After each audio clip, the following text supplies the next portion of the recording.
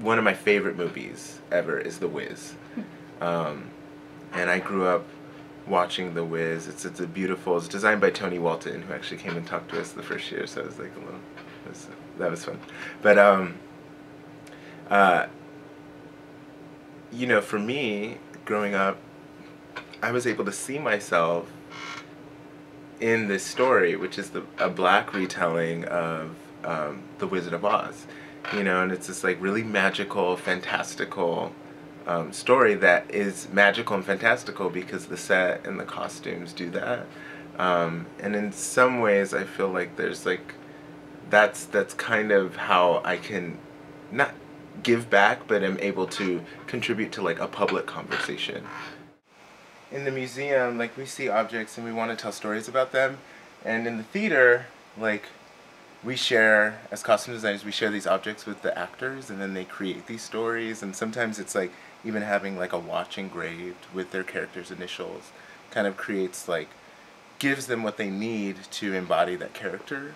This is kind of like all fantasy, a little crazy stuff. This is women's dresses, starting medieval, all the way to modern, all along this wall.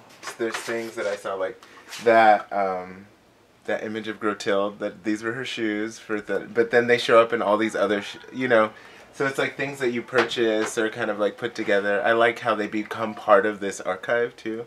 So in a lot of ways, kind of the archival or indexical thinking is still part of what I do, you know? Mm-hmm.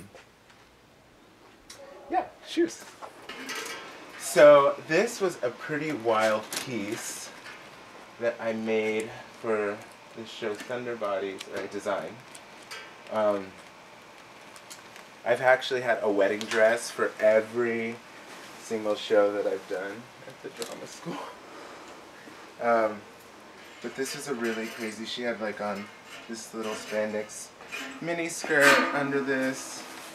Yeah, it was kind of this like 90s glam, kind of trashy aesthetic to the show. And so, this was, and it was on this like AstroTurf set, and so we liked kind of this like PVC because it kind of looked like lawn furniture. Going through the public humanities program, I think one of the things that I was always really attracted to was kind of the object and storytelling, exhibition making, and kind of the spatial dynamics. How can like the environment of an exhibition or project kind of like affect how people engage it. And so, you know, ultimately I felt when I found theater design that I was able to coalesce and kind of bring all of the things I learned about storytelling and narrative and the objects, or the stories that objects can tell, into like a theater reality.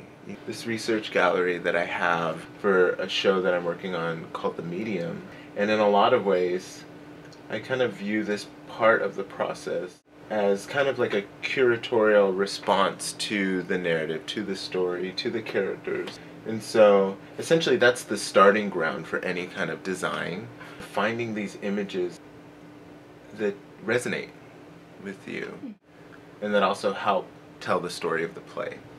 You know, and that's something that is really exciting to me about the theater, is that, I mean, there's plays that haven't even been written that I will work on.